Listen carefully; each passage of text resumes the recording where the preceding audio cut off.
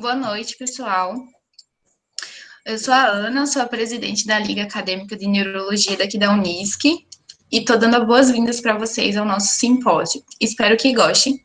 Agora eu vou passar a palavra para o professor Borba, que é neurologista da nossa universidade e é o nosso preceptor da Liga. Desde já, deixo meu agradecimento a ele por participar do nosso simpósio. Pode começar, professor. Boa noite. O som tá bom? Tá bem bom. Tá tranquilo. Então tá. Então a gente vai fazer uma conversa sobre neurofarmacologia geral.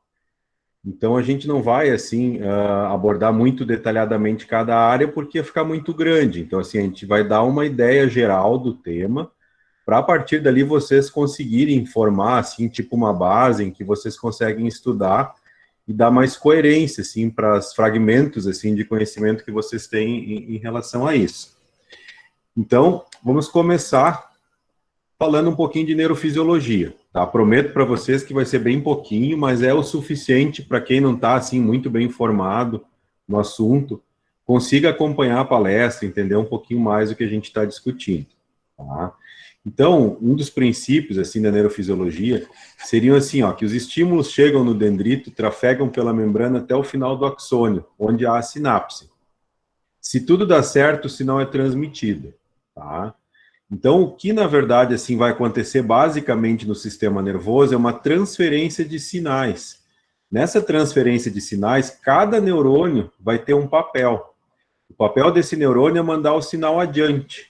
E não pensem que ele é uma coisa passiva, que deixa o sinal assim, toda vez que ele é tocado pelo sinal, ele vai passar adiante.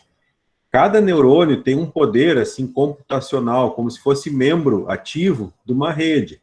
Então, o neurônio é que vai decidir se o sinal vai passar ou não. Então, a gente sempre, quando estuda essas áreas, a gente fala muito em sinapse, a gente se foca muito em sinapse, mas a gente esquece também, assim, toda aquela participação ativa que o próprio corpo do neurônio, o número de sinapses, o número de axônios participam em fazer com que o sinal vá para frente e que, ao sinal ir para frente, mantenha o funcionamento do sistema nervoso. E, claro, então, ele vai tentar mandar o sinal e esse sinal vai atravessar uma sinapse. Essa sinapse, para que ela ocorra, ela tem uma série de elementos que vocês estão vendo a imagem, então, assim, clássica do neurônio. O pessoal adora fazer um neurônio estrelado, esse motor aqui, fazendo uma comunicação com outro neurônio aqui já desenhada, uma sinapse com vesículas de alguns produtos. Que ninguém vai falar em farmacologia do sistema nervoso, em neurofarmacologia, sem falar em neurotransmissores, que são os responsáveis, então, pela transferência de sinal de um neurônio para outro. Mas não é apenas isso que vai garantir essa passagem de sinal. A gente sabe, então, que os estímulos que chegam aqui nos dendritos do neurônio, eles têm que ser suficientemente fortes para aqui, ó, no cone axonal, tá em inglês aqui, no cone axonal, passar essa informação. No momento que o sinal chega no axônio, então ele vai fazer com que as vesículas de neurotransmissores se liberem e ocorra a sinapse, que é chamada, então, a passagem do sinal de um neurônio para outro. Então, o sinal para atravessar para o próximo neurônio, ele tem que estimular o dendrito, tá? E a gente sabe que os neurônios podem ter diversos dendritos, na casa do milhar, tá? Então pode haver milhares de dendritos prontos para receber esse estímulo, sempre prestando atenção de onde está vindo esses neurotransmissores, né? E ele tem que, então, estimular o dendrito e, assim, estimular o axônio. No momento que ele estimula o axônio, o sinal vai poder, então, passar pela sinapse. Só que para que isso aqui aconteça, então, tem alguns pontos que vão precisar, vamos dizer assim, ó, de uma colaboração do neurônio. Tá? Esses pontos aqui, então, é estimular o dendrito, então ele tem que chegar num receptor aqui, ele tem que criar o sinal, tá? Ele tem que criar o estímulo, e esse sinal que chega aqui no estímulo tem que ser forte o suficiente para passar aqui no cone axonal e seguir adiante para daí passar pela sinapse. Então o sinal sofre todas essas modificações até chegar aqui e eventualmente o sinal saltar para outro lado, né? Ser transmitido, saltar eu acho um termo às vezes meio complicado. Então, para que isso aconteça, tem que ter alguma atividade. Hoje a gente pode fazer aquela metáfora ali para o computador, né, uma metáfora computacional. em que isso aqui vai ter que decidir em cada etapa, decidir se o sinal deve ou não passar adiante, tá? Conforme a sinapse ocorre, vai ou não passar o sinal do o estímulo desse sinal. Então, assim, ó, vocês observam aqui o neurônio, então, a gente está vendo aqui uma medida, vamos dizer assim, de potencial de ação em milivolts aqui, nesse quadradinho aqui do neurônio. Esse gráfico aqui mostra isso. E esse gráfico aqui, distribuído em cores, mostra em verde estímulo excitatório e em vermelho estímulo inibitório. Ou seja, se o neurônio recebe um estímulo para mandar o sinal para frente, é o verde.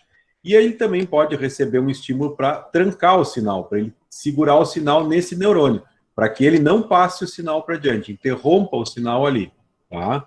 E aqui vocês veem que é o somatório desses estímulos é que vai fazer com que o sinal passe. Ele recebeu estímulo positivo, daí um negativo, que atrasou ele um pouco, daí ele recebeu um outro estímulo positivo, um outro negativo que atrasou, daí ele teve um outro positivo, e nesse positivo aqui, ao longo do tempo, ele atravessou o limiar. Se vocês lembram da fisiologia, o limiar é quando acontece aquilo que o pessoal fala tudo ou nada. A partir desse momentinho aqui, todos aqueles canais, voltagem dependentes que ficam na membrana celular vão estourar, abrir e vão garantir que o sinal seja bem forte e consiga, assim, ser transmitido para adiante, tá? Eu estou livre para perguntas, tá, pessoal? Se vocês quiserem me interromper aí, fiquem à vontade.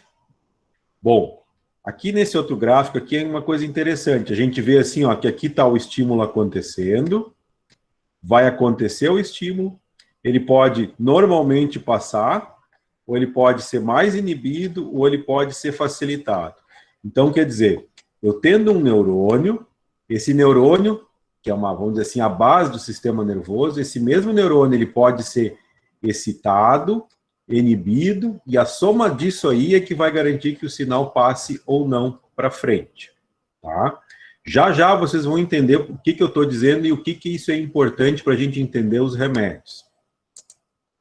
Aqui vocês veem um desenho clássico de uma rede neural, tá? Que é a metáfora que a gente tem usado mais para explicar o sistema nervoso. Como a gente tem os computadores como uma base, a gente pode dizer. Então, assim, nessa rede aqui, vocês têm um input aqui que vai o sinal chegar e ele vai dar uma resposta. A ativação da resposta vai depender de como o sinal vai trafegar. Ele pode vir para cá, depois vir para cá, depois vir aqui. Então, ele vai seguir um caminho na rede que vai ser escolhido de acordo com a natureza desse estímulo e de acordo com a participação dos estímulos inibitórios e excitatórios ao longo dessas etapas aqui da rede. Tá? E assim funciona o sistema nervoso central. Então, quando eu falo que isso aqui é o sistema nervoso central, na verdade eu estou extrapolando, é assim que funciona a gente. Vocês me ouvindo aqui, vocês estão usando redes assim para poder entender, reconhecer as palavras que eu estou usando, reconhecer os conhecimentos que eu estou tentando buscar, que vocês estudaram, alguns há pouco, outros até há bem mais tempo, tá? Então, isso aqui é o que está acontecendo aqui. Se eu puder influenciar a comunicação entre uma rede e outra, eu vou influenciar o resultado final, eu vou influenciar esse organismo, tá? Então, a função da rede ela pode ser alterada em benefício do paciente. Se eu tenho alguém com uma patologia que não está funcionando essa rede como deveria, eu posso alterar o seu funcionamento e melhorar. A família, assim, das moléculas que tem características de neurotransmissores vai sempre crescer, porque a gente continuamente está conseguindo identificar novos neurotransmissores. Há um certo tempo atrás, ninguém imaginava que um gás podia ser um neurotransmissor, até que identificaram o óxido nítrico, um gás muito volátil, assim, difícil de medir em nível laboratorial, e a gente sabe que ele tem características de neurotransmissor. E assim, vocês têm uma enorme família de neurotransmissores, ou seja, muitas moléculas participam da comunicação, tá? E eu queria que vocês tivessem o raciocínio bem correto. A molécula em si, ela não ativa, ela não liga ou desliga isso aqui. Ela é um votante, ela é tipo o povo votando num deputado, tá? Então, assim, ó, isso aqui vai ser eleito deputado ou não? Vai ter o voto de uma molécula vindo de um neurônio, vai ter um voto de uma molécula vindo do outro. Então, assim, moléculas excitatórias e inibitórias vão garantir, então, o sinal acontecendo. Conhecer isso, saber que um neurotransmissor faz essa ponte de conhecimento, e saber que esse neurônio, que tem esse neurotransmissor para garantir a passagem do sinal, pode ser aumentado ou diminuído, ou até eventualmente bloqueado, a gente sabe, então, que conhecer os neurotransmissores nos pode dar a capacidade de aumentar, diminuir e até bloquear funções dessas sinapses. Se eu bloqueio as funções dessa sinapse, eu estou bloqueando o funcionamento geral. Se eu estimulo, eu estou estimulando o funcionamento geral. Então, eu vou ter uma resposta final, eu vou estar influenciando o comportamento geral disso. Se eu conheço a patologia que eu estou estudando, ou a patologia do doente em si, eu vou poder, então, assim, sabendo os neurotransmissores e conhecendo a patologia, eu vou ser capaz de desenvolver fármacos que vão conseguir me ajudar realizando essas ações. Bom, eu vou conseguir resolver fármacos. Assim, até agora, de repente, para quem está muito cru nesse assunto, vai dizer, bom, será que a gente consegue? Eu vou querer mostrar para vocês bem isso, porque é uma área de conhecimento muito grande. Quando a gente tem, assim, uma área muito grande de conhecimento, é como um novelo de lã inosada, a gente tem que achar uma ponta para começar a tirar o nó.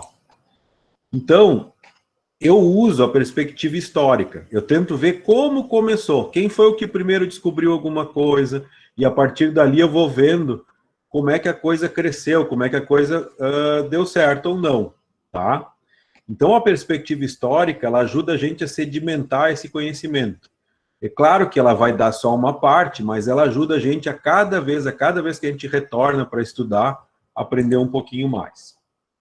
Eu selecionei o caso do Parkinson, tá? A doença de Parkinson é uma doença que tem uma história, assim, muito própria, relacionada a neurotransmissores e relacionada a tratamento. Foi um grande sucesso que a gente teve na neurologia, a possibilidade de tratar Parkinson com fármacos, tá? E a gente vai um pouquinho aqui para a história, e eu vou trazer para vocês, obviamente não a base que vocês vão ver no livro, eu vou tentar trazer as coisas um pouquinho diferentes, para ter um pouquinho mais.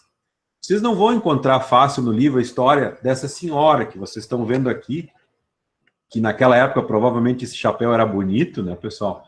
Então essa senhora aqui é Kathleen Montagu. Ela que vai descobrir que tinha dopamina no cérebro, no ano de 1957.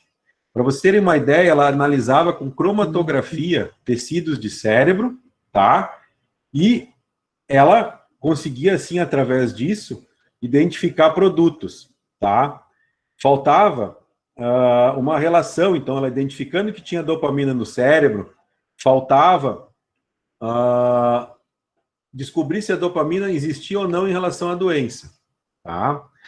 O que vocês veem aqui? A gente sabia que a doença de Parkinson é uma degeneração, tá, da substância nigra, tá? Nessa degeneração da substância nigra, ela é observada em todo paciente que tem Parkinson. Se um paciente nosso falece e eventualmente a gente vai espiar para dentro do cérebro dele, a gente vai notar uma perda de neurônios, tá, na substância nigra que fica no mesencéfalo do paciente com Parkinson. Com a identificação de que a gente tinha muita dopamina nessa região e que o paciente parkinsoniano tinha pouca dopamina, para vocês terem uma ideia, o pessoal chegava a medir a excreção de dopamina na urina desses pacientes, identificava que os parkinsonianos tinham pouca dopamina. Se pensou, então, que a falta de dopamina poderia ser resolvida se a gente conseguisse oferecer dopamina. E daí a gente tem esses dois pesquisadores, que eu acabei não tendo espaço para mostrar a foto deles, Birkmeyer e Hornikiewicz, tá? Em 1961, eles resolveram pensar, bom, vamos colocar dopamina nesses pacientes. E eles identificaram, então, uma dopamina intravenosa. E ao colocar a dopamina nesses pacientes, eles melhoraram muito. Naquela época, 1961, foi considerado o milagre da levodopa. Como todo novo conhecimento foi mais ou menos bem recebido, teve uma polêmica muito parecida com a da cloroquina, que a gente vê hoje, assim, pessoas falando a favor, pessoas falando contra, e o tempo, é claro, falou que realmente a levodopa fez um milagre. Depois teve um grego chamado Kótsias, que foi o que fez a levodopa via oral, que isso aí ajudou muito, tá? E o que é interessante é que 150 anos depois que James Parkinson descreveu a doença de Parkinson, a gente conseguiu uma medicação, tá? Então, vocês notem bem o que aconteceu. A gente achou uma área do cérebro que estava alterada na doença, a gente descobriu que naquela área predominava um neurotransmissor faltando, e a gente vendo que estava faltando aquele neurotransmissor, nós conseguimos, de maneira externa e artificial, oferecer esse neurotransmissor através de levodopa. Bom, esse neurotransmissor, então, ele é colocado externamente, o paciente melhora do Parkinson, e até os dias de hoje é uma medicação padrão para tratamento do parkinsonismo. O paciente sofre com o Parkinson, a gente alivia esse sofrimento através do uso dessa medicação. Aqui a gente vê bem como é que é uma fenda de neurônios dopaminérgicos, então nessa fenda vocês veem a vesícula se formando e liberando dopamina, tá? E a levodopa externa, então, a gente está oferecendo aqui, eu estou trazendo de fora essas levodopas, fazendo com que mais levodopa tenha nessa fenda sináptica, e esse neurônio, que estava falando pouco com o outro, e fazendo com que o paciente tivesse os sintomas clássicos de Parkinson, que só para lembrar vocês, era rigidez, tremor de repouso, tá? Bradicinesia. Então, liberando mais dopamina, a gente tem uma função normalizada desses pacientes, tá? Então, toda essa dopamina extra ajuda eles a terem os sintomas melhorados. Com isso, a gente descobriu vários outros remédios. Tudo que aumenta a dopamina no sistema nervoso pode ajudar no Parkinson, tá? Essa outra foto aqui, ela é bem legal, ela mostra aqui, então, as vias. Então, o corpo dos neurônios que produz dopamina fica nessa região do tronco e sobe até a região frontal. Eu gosto muito de dizer que isso aqui é como uma chuveirada, né? Isso aqui faz uma chuveirada de levodopa, desculpa, pessoal, que levodopa é o remédio. Faz uma chuveirada de dopamina, que é o neurotransmissor, nessa região. Então, ele garante, então, que essas regiões aqui tenham uma quantidade boa de dopamina que vai ajudar que aquela rede neuronal que vocês viram funcione dentro da normalidade, tá? Uma outra coisa curiosa que existe no tratamento do Parkinson, tá, que eu vou ter que colocar agora para não ter que confundir vocês e ter que voltar depois, é os anticolinérgicos, tá? Os anticolinérgicos são medicações que são contra a acetilcolina, que vocês sabem bem, é um neurotransmissor bastante comum, né? Participante do nosso sistema nervoso autônomo. E um anticolinérgico clássico, por exemplo, é o biperideno, tá? O biperideno, então, ele é contra a acetilcolina. E o que a gente tem? A gente tem um equilíbrio no sistema nervoso de dopamina e acetilcolina. Se eu bloquear a acetilcolina, por exemplo, ó, vocês veem aqui que a acetilcolina está maior na balança, eu tenho menos dopamina. Então, se eu tenho muita acetilcolina, eu tenho pouca dopamina. Se eu bloquear a acetilcolina, a dopamina vai subir. Então, se eu dou um bloqueador de acetilcolina, por exemplo, o biperideno, eu melhoro o aporte de dopamina. Conhecendo a patologia Parkinson e conhecendo a sinapse, eu sei que aumentando a dopamina, melhora o Parkinson. Por isso que um anticolinérgico, biperideno, é um remédio para parkinsonismo, tá? Não tem a ver com o sistema dopaminérgico, indiretamente tem. Sendo diminuída a acetilcolina, vocês vão ter um aumento do aporte da dopamina, tá? A gente também tem remédios que são chamados agonistas dopa. O termo agonistas, então, eles ajudam a dopa a funcionar, tá? Quando a gente conhece em detalhe uma sinapse, a gente sabe que em qualquer ponto da sinapse que a gente trabalhar, a gente pode alterar a sua função. Observando aqui um agonista dopa, vocês veem então que a gente tem a dopamina sendo transportada, tá? Saindo na sinapse, e eu tenho daí, como pramipexol, um produto muito parecido com o que é largado aqui. Então ele vai lá no receptor, né? E ele faz com que o receptor funcione, tá? Essa imagem é uma imagem muito característica, né, de livros de farmaco, tá? E eu quero chamar a atenção, então, para vocês, para alguns detalhes que a gente vê aqui, que vocês veem que os receptores, eles têm várias famílias. Dependendo da família do receptor, vocês vão ter uma função dentro da atividade da sinapse, que nada mais é do que a conversa desse neurônio com o outro, do pré-sináptico para o pós-sináptico. Então, dependendo da família, essa conversa é alterada, dependendo da ativação ou não de um subtipo de um receptor. Tá? E aqui vocês veem, então, que existem afinidades diferentes. Então, por exemplo, o pramipexol é uma molécula que vai ter uma afinidade diferente para diversos receptores. Uma regra que a gente tem é que muitos fármacos, às vezes ditos como são muito específicos, olha, são próprios para tal receptor. Às vezes, numa concentração maior no corpo da pessoa, ele vai ser inespecífico, ele vai ativar mais de um receptor, tá? Então, essa função, ela não é tão fácil, ela não é tão preto no branco como os livros falam, tá? Bom, falei do Parkinson, dei bem a geral para vocês. Ó, faltava um neurotransmissor, determinado lugar do Parkinson, resolvemos o Parkinson. Agora, a gente tem que continuar pesquisando dentro da neurofarmacologia, tá?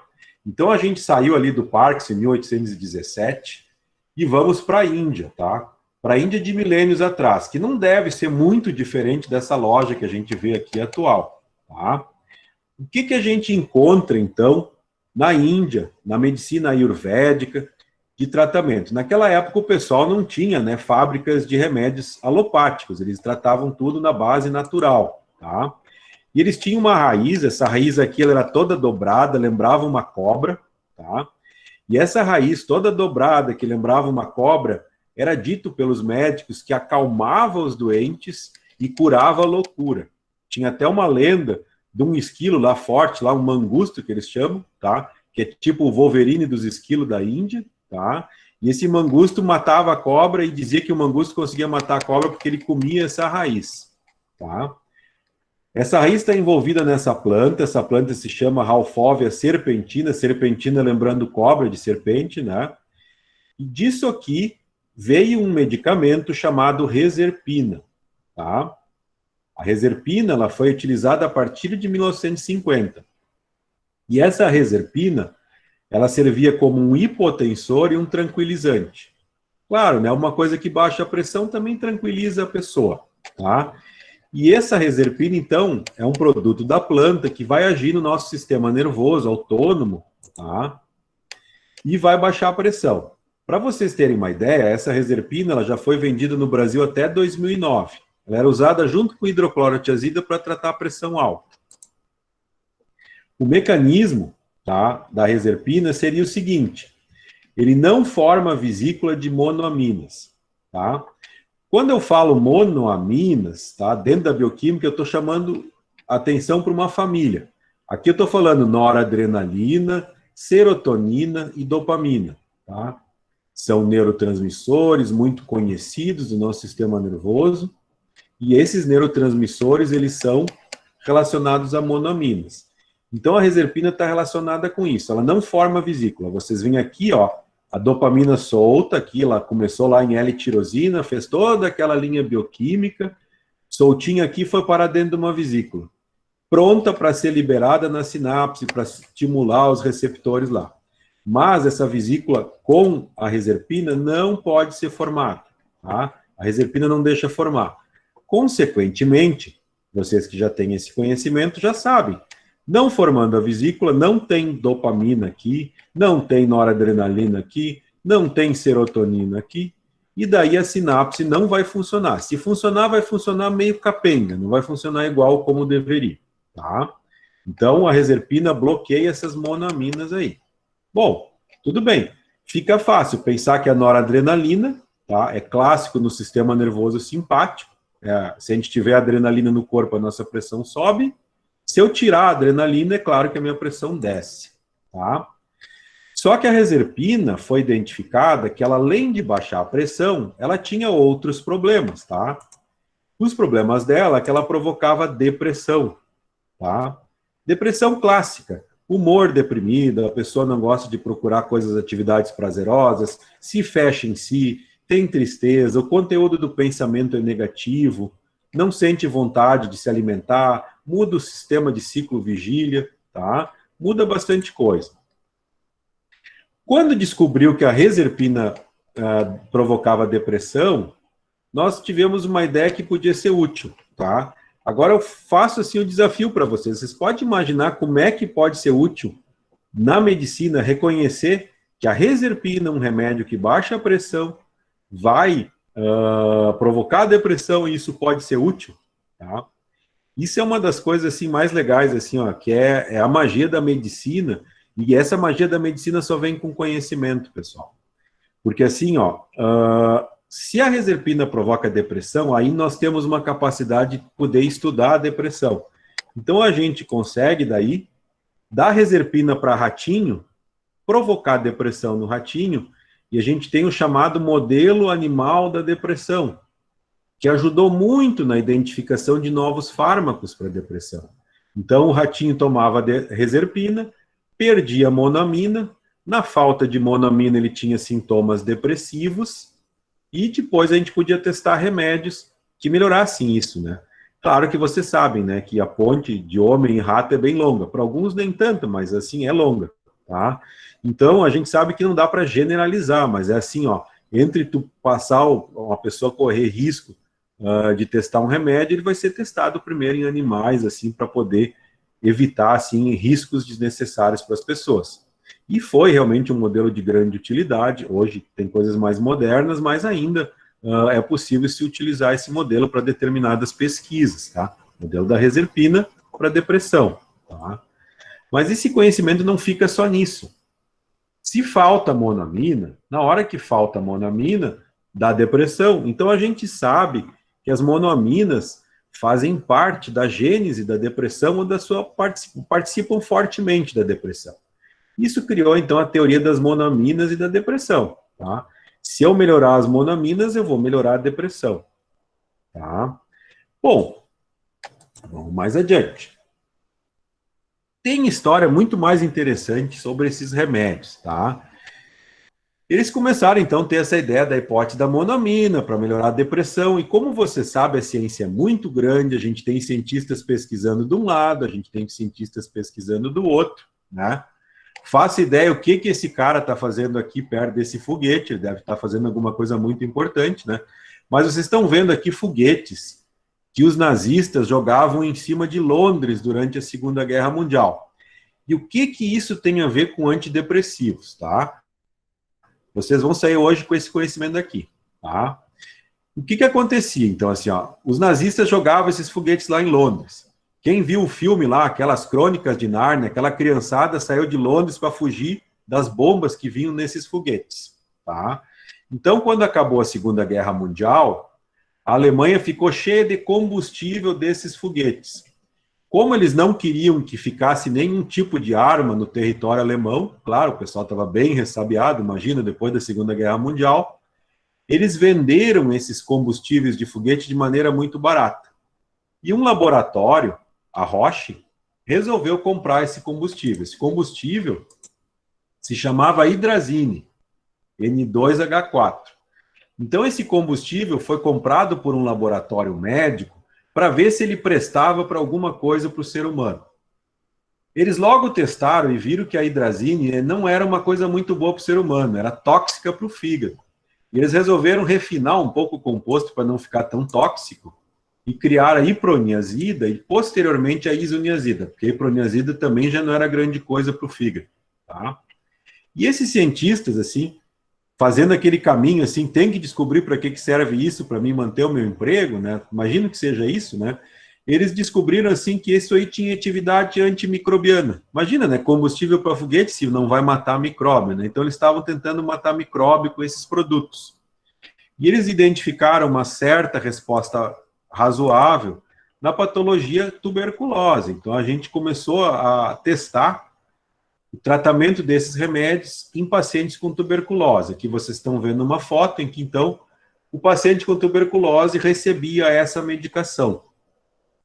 Vocês sabem bem que isoniazida hoje ainda é usada para tratar a tuberculose, mas a isoniazida sozinha não é utilizada, porque ela sozinha não tem todo o poder de destruir ou de resolver o problema do bacilo de Koch. Então, a isoniazida não se mostrou, assim, uma monoterapia muito boa para a tuberculose. Mas os médicos que viram o uso dessa medicação em pacientes com tuberculose se impressionaram da felicidade que os pacientes tinham. Tinha um relato até de um médico que disse: eles estão dançando nos corredores dos hospitais, cada um com meio pulmão dançando. Então, assim, foi dito que era uma droga que provocava euforia, felicidade. E, claro que se juntando, pensando que essas drogas estavam envolvidas em aumentar as aminas e melhorar a depressão, fica fácil fazer o raciocínio, né? Vocês lembram? Reserpina tira a monoamina da depressão. Isoniazida aumenta a monoamina, melhora a depressão. Então, a gente está pronto com um mecanismo conhecido e a gente já pode, então, trabalhar com isso de maneira legal. Essa história que eu quero terminar para vocês mostrando uma foto desse hospital nos dias de hoje, tá? Parece um cenário daqueles seriados da Netflix pós-apocalípticos, né? Isso é o hospital de tuberculose que foi testado, tá, na ilha, eu acho que é Staten Island, em Nova York, que foi feito esse teste da isoniazida. Então, onde foi descoberto o primeiro antidepressivo, tá nessa depressão toda, tá? Mas o tempo corre e a gente tem que seguir. Os fármacos, então, assim, relacionados a isso, que aumentam a disposição das monoaminas na fenda, estão relacionados à depressão, tá? Desenvolveram, com esse conhecimento, fármacos que são inibidores da monoamina oxidase, tá? É a enzima que degrada essas monoaminas, como a noradrenalina, tiramina, dopamina. Então, assim, ó, essa monoamina oxidase aqui, que não ficou bem na foto, ela quebra. Então, assim, ó, toda sinapse segue um princípio de reciclagem, porque o nosso sistema natural, ele é muito bem feito nesse sentido. Então, depois que um neurotransmissor, ele provoca a sinapse, ele solta aqui do receptor, ele pode ser recaptado. Isso é um assunto importante para hoje. Ele vai ser recaptado. Quer dizer, ele é reciclado, e ele pode voltar de novo a dar o sinal, tá? Existe todo um sistema que garante essa recaptação. Mas também tem um sistema que garante a degradação, que é a monoamina oxidase. Então, uma parte que é recaptada vai para a vesícula para sair. E uma outra parte vai para a MAL para se quebrar e virar metabólicos. Se eu interrompo com os inibidores da MAL essa atividade, eu vou ter mais monoamina aqui para ser liberada. E daí isso vai aumentar a monoamina na sinapse e assim curar a depressão, né? Jura, né, que a gente cura, né? Melhorar a depressão. Tá? Aconteceu que esses inibidores da MAL, principalmente os que são irreversíveis, que quebram isso de maneira grande, ou os parciais, porque isso aqui sempre está se reconstituindo lá no núcleo e acaba não sendo fácil tirar de vez de uma célula, tá? Mas os inibidores, assim, que duram mais tempo, o paciente corria o risco de uma síndrome, tá? Foi chamada síndrome do queijo, tem outros nomes, é uma síndrome simpático-mimética, tá? Da onde vem essa síndrome? Da tiramina. A tiramina é um produto que tem em vários alimentos. O vinho tinto tem tiramina, especialmente da Espanha, da área de Rioja, tá? Um vinho tinto de lá, então é pura tiramina. Alguns queijos fortes, tem um queijo chamado Stilton, tá? Que é bem forte nisso. Então, se o doente tem inibidor da MAL no corpo, e resolve comer um queijo com tiramina e ainda beber um vinho com esse queijo, noite de queijos e vinhos, né, pessoal? Vocês imaginam o que vai acontecer? Essa tiramina vem para cá, ou ela vai se transformar em noradrenalina, ou ela vai inibir a função disso e a recaptação vai continuar. Ela vai garantir que vocês tenham uma atividade simpática maior. Mais aminas vão ser liberadas. O que acontece se eu aumento a atividade simpática? Taquicardia, né? O coração trabalha mais, hipertensão, hipertermia, diaforese, que é a sudorese excessiva. Os reflexos ficam mais vivos porque fica tudo mais ativado, a midríase, que costuma ver quando tem o sistema simpático ativado. E é claro que a gente pode ir até alterações do pensamento e depressão da consciência com convulsões, tá? Síndrome grave, atrapalhava o uso desses antidepressivos. Então, esses primeiros antidepressivos assustavam um pouco os médicos, então só os psiquiatras mais bem conhecedores da área é que utilizavam esses antidepressivos. Isso criou uma fama que todo médico geral tinha medo de usar antidepressivo, porque os antidepressivos eram perigosos para os pacientes. Então, assim, resumindo esse conhecimento de antidepressivo, drogas que diminuem as aminas provocam depressão, drogas que aumentam as aminas melhoram seus sintomas, tá?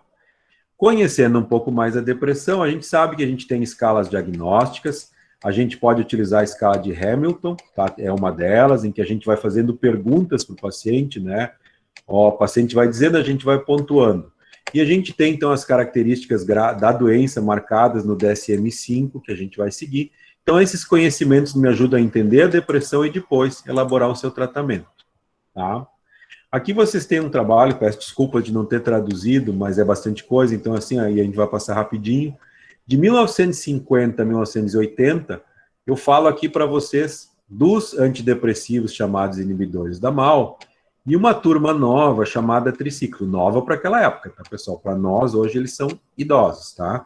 Mas essa turma aqui tratou muita depressão, foi responsável, assim, ó, ajudou ao fechamento de muitas instituições para doentes mentais, porque resolvia mesmo vários quadros depressivos graves, tá? Então, em 1958, a gente tinha, então, aquela iproniazida, aquela que era derivada do combustível dos foguetes nazistas, e a gente tem a imipramina, que foi o primeiro tricíclico, que conseguia, então, melhorar vários sintomas, tá? Depois de 1961 a 1980, vocês veem que vários foram elaborados. Muitas vezes a gente usa dentro da nossa faculdade a amitriptilina, tá? Que era a Elavil, o nome dela antigo. Foi feita em 1961, tá? Então a amitriptilina é bastante usada ainda até hoje. E a gente até tem em 1980 o lançamento da maprotilina, que é o Ludiomil, tá? Então quer dizer que os tricíclicos foram muito utilizados, ainda são utilizados hoje e são muito respeitados pelas suas habilidades de serem antidepressivos potentes, tá? Qual é o problema desses antidepressivos tricíclicos, tá? Eles têm contraindicações. Quem tem glaucoma de ângulo fechado não pode usar, prostatismo não pode usar, e prostatismo, vocês sabem que homem com uma certa idade já fica dependente disso, isso aqui tira um grupo grande. Infarto recente do miocárdio, não é bom exatamente porque tem bloqueio cardíaco, vocês imaginam um miocárdio todo detonado, com mais um bloqueio, é fácil de dar problema. E a epilepsia, porque esses antidepressivos, eles baixam o limiar de convulsão. Então, isso são contraindicações do uso dos tricíclicos. Vocês já veem que não é uma medicação tão simples assim, tá? Efeitos colaterais. Tem vários efeitos adversos, tá? A boca seca é um deles. Até ajuda o paciente a beber mais água. Eu gosto desse efeito, até quando não é demasiado, tá? Diminui a acuidade visual, porque a acomodação do paciente fica alterada. A constipação pode ser um problema bem grave, tá? A retenção urinária, a hipotensão postural no idoso, né? A hipotensão postural nunca é bem-vinda, tá? Para alguns, a pessoa vai ter dificuldade de concentração e aprendizagem, tá?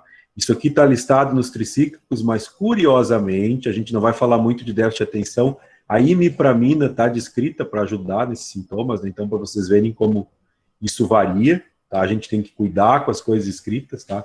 Está escrito aqui porque costuma estar escrito nessa hora, tá? Mas a gente sempre tem que ter uma postura crítica com relação ao conhecimento. É isso aqui, mas não é para todo mundo, tá? Aumento sutil do risco de morte súbita cardíaca. A gente sabe que várias medicações, principalmente que mexem com canais de sódio e potássio, vão mexer o equilíbrio cardíaco e pode dar arritmia, e junto com a arritmia uma morte súbita, tá? E a mania também é uma possibilidade. A mania é o contrário da depressão. O paciente vai se agitar, vai ter o humor ativado, tá? Ilusões grandiosas, vai ficar eufórico. Então, se eu dou um antidepressivo tricíclico, eu posso provocar mania nesse paciente, tá? Quando dá overdose, eles vão dar muita excitação, o paciente pode delirar, ele pode ter convulsões, tá? Ele pode ter espasmos musculares, ficou meio ruim aqui escrito junto. Arritmia cardíaca, tá? Depressão respiratória e coma. Então, assim, são remédios que têm esse risco. Muita gente tenta o suicídio com tricíclicos e dão bastante trabalho na emergência para poder fazer a lavagem estomacal e sair desse risco de overdose, tá? Uma coisa que tem que ficar para vocês é que eles são bastante contraindicados em pacientes que já têm diagnóstico de transtorno bipolar, que é aquele transtorno em que o paciente ele oscila do humor.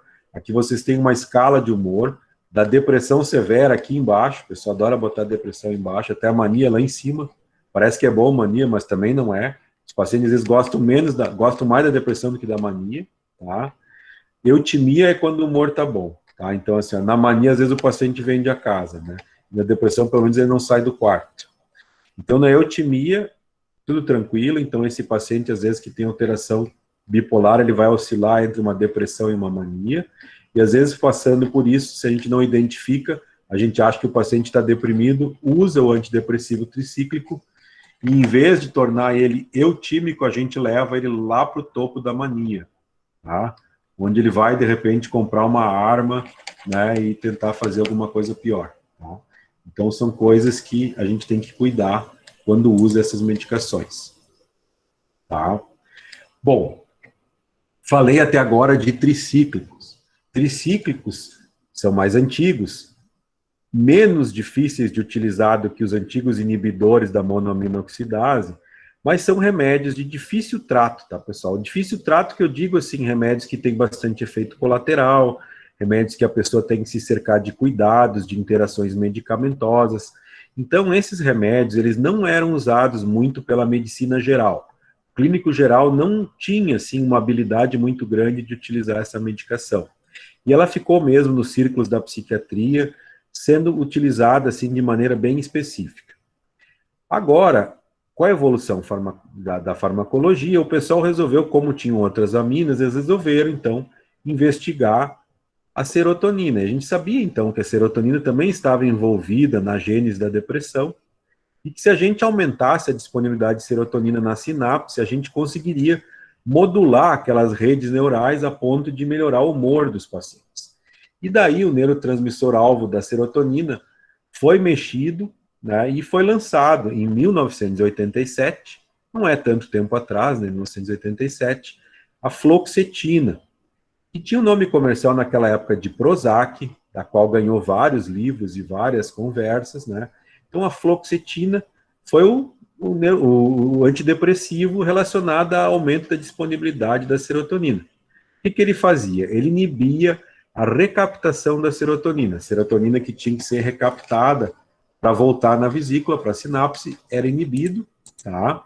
E daí ela ficava livre para ficar na sinapse mais tempo e estimular os receptores mais tempo, então a membrana pós-sináptica despolarizava mais e o paciente melhorava da depressão. O que mudou? Eu já tinha conversado com vocês que os tricíclicos eram difíceis de reagir, difícil de lidar. E o Prozac, os neurotransmissores relacionados à serotonina, são remédios mais seguros, com menos problema. Isso garantiu, então, que se popularizasse o uso de antidepressivo. Então, assim, hoje o médico clínico geral tem muito mais condições de usar um antidepressivo porque ele tem uma segurança maior através desses novos antidepressivos. Tá? Aqui vocês têm uma tabela desses novos antidepressivos ligados à inibição da recaptação da serotonina. Aqui a gente tem a sertralina, a fluoxetina, a fluvoxamina, a paroxetina e o citalopram. Tá? Vou citar algumas características próprias deles. Vocês veem aqui que a fluoxetina tem uma meia-vida de 5 dias, estão vendo que ela dura bastante, tá? Sempre maior em idoso, você sabe que o idoso não tem um rim muito bom, então ele acaba segurando mais e tem um metabolismo mais lento, tá? E daí vocês têm vários tipos de antidepressivos, tá? Alguns desses antidepressivos não ficam só inibindo a recaptação da serotonina. Alguns aumentam a disponibilidade de noradrenalina também na sinapse. E com isso, bloqueiam isso e daí eles conseguem, com isso, diminuir a ansiedade dos pacientes, tá?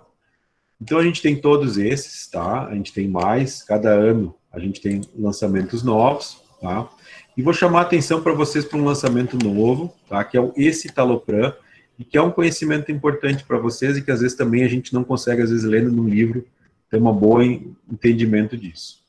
O citalopram é conhecido como um composto quiral, tá? Quiros tem relação com mão. Aqui eu botei a mão, o citalopram é isso. ele é formado por uma mão direita e uma mão esquerda. Se eu for colocar isso numa molécula, aqui vocês têm desenhado em cor uma molécula. Essa molécula é igual, pessoal, ela tem uma bola azul, um quadrado verde, um triângulo vermelho, tá? Um pentágono cor-de-rosa. Então, assim, ó, todas elas são iguais. Mas o lado dela é diferente. Vocês estão vendo, ó? Essa bola está desse lado e aqui a bola está do outro lado. É igual o dedão. Eu tenho o dedão nessa mão aqui e o dedão está no lado contrário nessa mão, não está aqui. Então, se eu tenho um sistema de sítio no receptor favorável ao acoplamento dessa forma, ela vai ser muito mais específica para esse receptor do que essa. Tá? Não quer dizer que na natureza alguma coisa esse aqui consiga estimular esse receptor, consiga dar um sinal, mas esse aqui vai ser bem melhor. Então a gente tem o escitalopram, que é o composto só de um lado, tá? Então o escitalopram é o composto mais identificado com o receptor, e por ser mais identificado com o receptor, a gente consegue ter uma resposta antidepressiva melhor, tá? Então, o que a gente tem? Por exemplo, se vocês forem prescrever, vocês podem prescrever 20 miligramas de citalopram e vocês vão ter a mesma potência prescrevendo 10 miligramas de escitalopram. Por quê? 20 miligramas de citalopram significa 10 de escitalopram e 10 do outro composto, tá? Então, o que a gente tem aqui? O escitalopram ele é mais puro. Bom, o que o pessoal constatou é que a resposta antidepressiva desse é bem maior do que desse aqui, tá? Sem contar também na parte de efeitos colaterais. Então, a gente consegue daí com menos dose ter o mesmo efeito, a gente, é claro, diminui os efeitos colaterais. Então, é uma outra área que o pessoal está pesquisando em relação aos receptores, e vocês terem, então, não um composto quiral, mas um composto em que pudesse ter a molécula bem certinho para o receptor. Quanto maior for a precisão disso aqui, melhor para o nosso paciente. A gente sabe que com a evolução tecnológica, a gente está conseguindo medicações melhores para isso. Tá? Conhecendo, então, os efeitos adversos dos inibidores da recaptação da serotonina. Tá? Os gastrointestinais, a gente tem serotonina no tubo digestivo. Tá? O sistema nervoso no tubo digestivo usa a sinapse serotoninérgica. Tá? Se eu mexer com ele, se eu aumentar a serotonina no tubo digestivo, posso esperar náuseas, vômitos, dor abdominal, diarreia. Tá? A paroxetina, que é dito como um inibidor da recaptação muito parecido com os tricíclicos, muito parecido com a imipramina, tem alguns efeitos que são anticolinérgicos, ou seja, alterar a acetilcolina. Tá? E tem uma coisa interessante da paroxetina, que é a que mais dá síndrome de descontinuação dessa turma. Então, os psiquiátricos, às vezes, é agitação, ansiedade, insônia. Tá? Tremores, é possível a gente ter em quem usa esses antidepressivos. Raramente efeitos extrapiramidais, isso aqui relacionado a sintomas de Parkinson, no qual, vocês sabem, faltaria dopamina. Tá? É raro, mas pode acontecer. Então, uma pessoa tomando sertralina ou tomando fluoxetina pode ficar com sintomas parkinsonianos. Tirando o remédio, os sintomas melhoram. Tá? A alteração de peso ela é conhecida. A sertralina, então, ela tem uma alteração de peso discreta e a fluoxetina acentuada, principalmente no início do tratamento. Então, assim, a perda de peso é bem-vinda para muitos pacientes com essa sertralina e a fluoxetina. Também o contrário, o ganho de peso nunca é muito bem-vindo. A gente sabe que a paroxetina e o citalopram podem estar relacionados a isso. Até tem certas descrições do citalopram ou parecidos, aumentar o gosto por alimentos doces. E daí vocês sabem que os alimentos doces têm muito mais calorias. As disfunções sexuais que acompanham, então, esses antidepressivos, são também relativamente comuns. Por exemplo, em homens, pode acontecer o retardo ejaculatório, pode alterar o orgasmo das mulheres. Como vocês sabem que existe uma patologia relativamente comum em homens, às vezes homens jovens, sem muita experiência sexual, que é a ejaculação precoce, é não conseguir segurar a ejaculação um tempo bom o suficiente para o ato sexual. Então, esse efeito colateral desses remédios acaba sendo um remédio para esse problema. Para vocês verem como a gente tem que conhecer os detalhes das doenças. Às vezes, uma coisa que não presta para um, presta bastante para outro. Então, para quem tem problema de ejaculação precoce, sofrer o efeito colateral de uma sertralina é bem-vindo, tá? Reações dermatológicas estão descritas com a fluoxetina, urticária, às vezes com febre, às vezes com alterações, lembrando alergias, né, com artralgia e inofilia. Bom, vimos então os antidepressivos tricíclicos, vimos antidepressivos inibidores da recaptação da serotonina. Vamos para o quadro da ansiedade. Tá? Estou mostrando para vocês um quadro que mostra uma embriaguez, tá, pessoal? Esse aqui é o quadro do Noé. Depois que passou o dilúvio, Deus deu de presente uva para o Noé, e o Noé foi bem esperto em fazer vinho com essas uvas. Tá? Ele não apenas comeu elas. E ele fez vinho, bebeu demais e caiu no sono, tá? E dormiu peladão. Tá? Então foi um porre de primeira que o Noé teve. Graças a isso, então, a gente tem uma descrição histórica do uso do álcool como uma droga muito antiga. Tá? Então, o álcool ele é considerado um ansiolítico já usado pela humanidade há muitos anos. Tá? Claro que não é remédio, porque traz inúmeros problemas à saúde, bem como dependência. Tá? Mas também os ansiolíticos já não são tão fáceis assim. O clássico do ansiolítico é o benzodiazepínico. Tá? Os benzodiazepínicos vão atuar na sinapse, obviamente, que é a base do que a gente está conversando hoje. Tá? Eles atuam potencializando a ação inibitória dos neurotransmissores. Tá? O ácido gama-aminobutírico, GABA, tá? É um inibidor, ele vai ter uma ação inibitória. Ele vai garantir que o cloro, que tem carga negativa, entre para dentro da célula e diminua o nível do potencial de ação. Tá? E daí fica mais difícil de chegar no limiar. Tá? Os alvos, então, são receptores desse ácido, tá? E ele é o principal neurotransmissor inibitório. Então, assim, a gente consegue ativar, então, mais inibição. Se eu tomo benzodiazepínico, eu estou inibindo aquela rede modular de neurônios. Tá?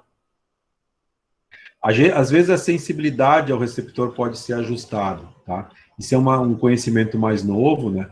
Então, a gente consegue, daí, ter um peptídeo endógeno que modula. Então, o próprio neurônio ele pode escolher se ele vai ser mais sensível ao GABA ou não. Tá? E isso pode acontecer ao longo do tempo. Bom, falando do ponto de vista medicamentoso, aqui a gente tem o Léo Sterbach, que trabalhava para a Roche, a mesma que usou combustível de foguete para fazer antidepressivo, descobriu o clordiazepox em 1954. Vocês veem que os anos 50 foram bem produtivos para essa área. Tá?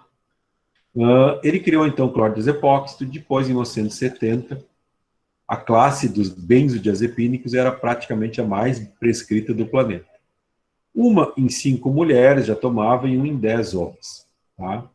Na década de 1980, então, 1970, todo mundo estava tomando isso. Em 1980, a gente começou a identificar problemas de todo mundo estar tomando isso. Começou a se discutir o abuso, a dependência e a existência de tolerância nesses remédios. Tá? Só para vocês terem uma ideia, tá? Eu peguei dados da Grã-Bretanha. Tá? A Inglaterra ela é muito, muito boa em dados, o SUS dela funciona muito bem nisso. Então, a gente vê que em 1976, nós tínhamos 32 milhões de prescrição de benzodiazepínicos na Inglaterra. Tá? Curiosamente, dos 32 milhões de prescrições, ela era uma ilha com 55 milhões de habitantes. Então, vocês veem que é benzodiazepínico pra caramba. É muita gente tomando esses remédios. Tá? Depois, é claro que nos anos 80, quando a gente começou a falar dos problemas, tá? Não sei realmente dizer para você se já era receita de faixa preta naquela época, ou a cor preta chegou depois de todas essas preocupações públicas, mas no ano 2000 a gente já tinha 18 milhões. Então, assim, ó, de 76 para 2000, de 32 para 18 milhões. Agora, em 2015, a gente tem dados de 16 milhões. Então, quer dizer que a gente vê uma redução do uso de benzodiazepínicos. Mas uma redução razoável, podia estar melhor. Tá? Aqui vocês veem um clássico aqui de foto do alprazolam, tá? Vendido lá na Grã-Bretanha, tá? Com o nome lá de Xanax. E a gente vê que eles têm na empresa, eles fazem várias formas para os pacientes não se confundirem com os remédios, não confundirem dose, a gente poder perguntar para o paciente qual é a forma do comprimido que tu toma, para poder saber se ele está tomando certo. Então, é uma coisa bastante comum no uso de benzodiazepínicos, a gente ter várias apresentações. Tá? Qual é a indicação principal, então, dos benzodiazepínicos?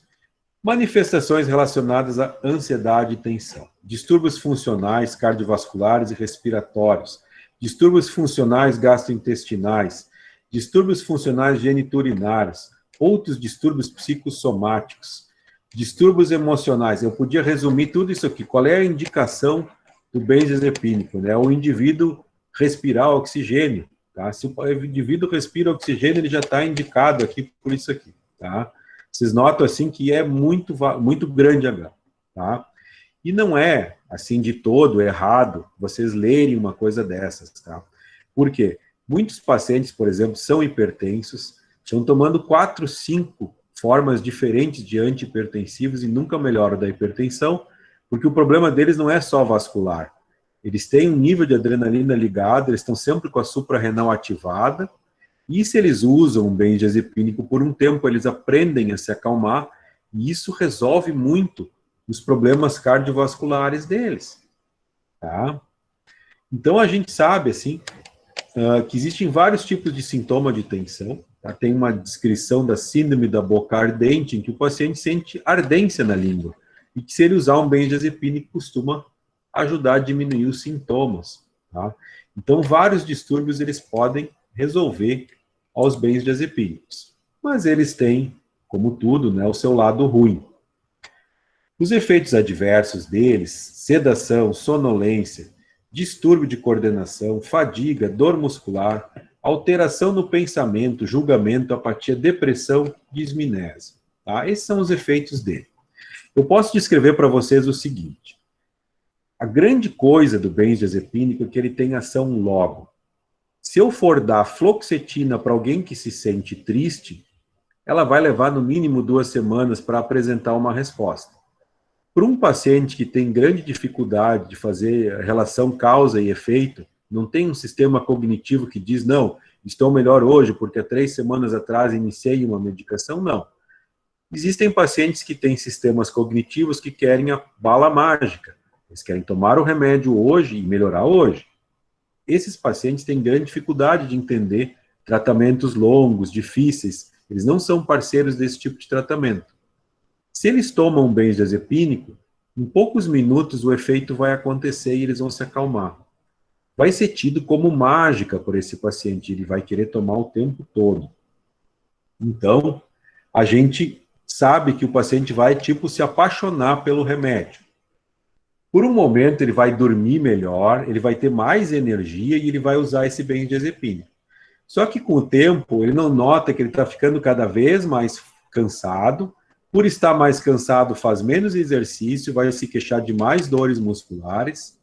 Nessa alteração do pensamento, a apatia, os amigos vão chamar esse paciente para sair para passear e para interagir com outros. Ele vai ficar em casa, fadigado, com dor muscular, e daí para a depressão é um degrau muito pequeno. Tá? Então, os benzodiazepínicos, eles vão progressivamente levar o paciente nisso. Recentemente, a gente sabe que se o paciente usar isso muito tempo, vocês imaginam, ele está potencializando o GABA, ele está enchendo de cloro os neurônios. Os neurônios trabalhando menos, o passo para disminésia, que é a alteração da memória, é pouco. Está relacionado com o aparecimento de doenças demenciais, do tipo do Alzheimer, mais frequente em pacientes que fizeram uso por muito tempo de benzodiazepínicos, em doses altas, em várias maneiras. Então, assim, está relacionado, vamos dizer assim, a uma lesão cerebral de longo prazo. Por isso, benzodiazepínicos, curto prazo. Essa é a missão que vocês têm depois de ouvir tudo isso que eu estou falando. Saber que benzodiazepínico não se usa muito tempo. Tá? Dizer que não se usa, que é coisa do mal, que é faixa preta, que é invenção do sistema farmacológico ao viciar as pessoas, isso aí é bobagem. Vocês têm que orientar o paciente, a gente tem que usar certo. Usar certo é usar pouco tempo e com responsabilidade. Quando não tem responsabilidade, tem as algemas. Então, assim, a pessoa que fica presa aos benzodiazepínicos, bom trabalho para o médico soltar essas algemas do paciente, tá? A dependência acontece. Pacientes com uso mais prolongado, com doses altas, que são predispostos a alcoolismo, abuso de drogas, ou seja, personalidades que são mais dependentes, vão desenvolver essa dependência de maneira muito mais intensa, muito mais prisão para esses pacientes. Não só a dependência acontece, mas acontece a tolerância, tá? O que é a tolerância? O cérebro não gosta de todo esse GABA sendo ativado. Ele se ajusta, ele ajusta os seus receptores para funcionar a despeito daquele cloro. O neurônio quer mandar o sinal pela sinapse. Se ele está cheio de cloro, ele não manda. Internamente, o neurônio vai se agrupar, vai melhorar alguma coisa para mandar para a sinapse. Então, por um tempo, aquela dose funciona. Passou um tempo, aquela dose não funciona mais, levando o paciente, às vezes até por conta dele mesmo, aumentar a dose, e vocês não notam isso, a menos que o paciente comece a pedir mais receita do que vocês deveriam dar no mês. Então, às vezes, a gente tem que contar as receitas que a gente dá para o paciente para poder saber isso. É por isso que tem aquele canhoto, tá, escrito ali no receituário azul, e aquele canhoto serve para isso, para a gente ter uma noção de quanto aquele paciente usou, tá, daquela medicação, e poder ter uma ideia se ele está abusando ou não. Tá? As pessoas, então, que vão usar esse remédio, vão conseguir se sentir mais calmo, tá? Mas tem um tipo de pessoa que vai ter um outro problema. Vocês imaginam alguém que está muito bombado de benzodiazepina e que precisa acordar para ir trabalhar. Daí um dia um colega de trabalho manda ele cheirar uma cocaína. Ou um colega de trabalho dá uma Ritalina para ele. Então tem pessoas que chegam ao quadro caótico e triste de tomar um diazepam para dormir e uma Ritalina de manhã para acordar. E esses pacientes vão ter o cérebro mais alterado impossível. Aquelas redes neuronais, elas vão estar funcionando da maneira mais alterada possível. Isso é o lado ruim da medicação. Isso é o lado ruim da gente ter poder e eles terem farmácia para poder tomar essas porcarias. Tá? Então, a função nossa, com o nosso conhecimento, é saber também quando não usar o remédio. Tá? É saber conseguir fazer com que o paciente abandone as suas atitudes e as suas medicações erradas, tá? Para não ter um preço caro mais adiante. Bom, estou falando que tem que tirar, né? Mas agora eu tenho que ensinar vocês de um jeito como tirar melhor, tá? Quanto mais breve o paciente usar o benzodiazepínico, melhor. Ah, estou com insônia, preciso tomar alguma coisa, vou tomar um Lexotan, pelo amor de Deus, toma 2 semanas e depois para, tá? Quanto mais longa ação do benzodiazepínico, melhor. Vocês viram ali que eu mostrei a minha vida da fluoxetina, 5 dias, tá? Então, se eu tiver um benzodiazepínico que fica mais tempo no corpo, a chance de agitação na parada dele é melhor, tá? O apoio psicológico é importante, o paciente tem que se sentir cuidado, tá? Para poder tirar o benzodiazepínico. Eu, pessoalmente, gosto de ver o paciente mais seguido quando ele está em retirada. Não deixar muito tempo sem ver o paciente para ele não ter ideia e fazer coisas por conta própria, como aumentar a dose do seu remédio. E a gente tem que modificar o sistema de apoio desses pacientes. Isso leva tempo. Então, às vezes, a gente mantém o paciente um tempo maior, ele já está dependente do benzodiazepínico, a gente mantém ele um tempo maior para poder modificar o sistema de apoio dele, tornar a vida dele um pouco mais funcional, ir para uma academia, fazer exercício. Então, a gente pode, às vezes, trocar uma coisa para o outro. E nisso aí é tratar as comorbidades, é saber o que está acontecendo com ele que ficou dependente do benzodiazepínico. Ele não ficou do nada, alguma coisa levou ele a isso. Para vocês saberem, então, a questão de longa, média duração e curta ação, os de longa, o diazepam, o clonazepam, os de média, o flunitrazepam, o nitrazepam, e os de curta, o alprazolam, cloxazolam e midazolam. Atualmente, a gente vê que muitos desses benzodiazepínicos estão sendo retirados do mercado, porque como eles já têm mais idade, eles têm poucos usuários, os laboratórios estão abandonando a sua produção. Tá? Então, isso está em modificação constante. Tá? Uma coisa interessante dos benzodiazepínicos é que eles têm ação anticonvulsivante. O clonazepam é um fármaco que é de escolha para epilepsia, tá? Generalizada ou focal, parcial é do tempo que o slide era velho, tá, pessoal? A gente fala focal.